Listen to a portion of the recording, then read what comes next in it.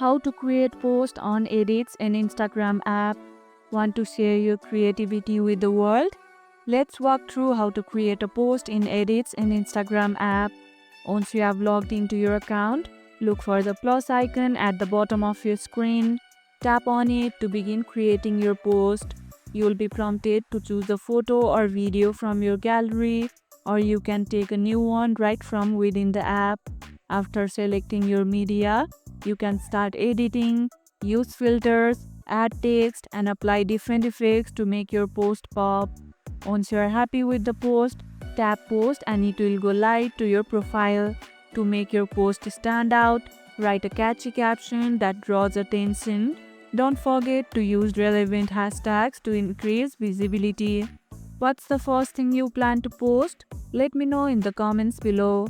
And now you are ready to start posting and sharing your content.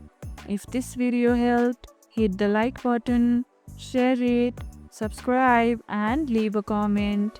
Thanks for watching, and I'll see you in the next one.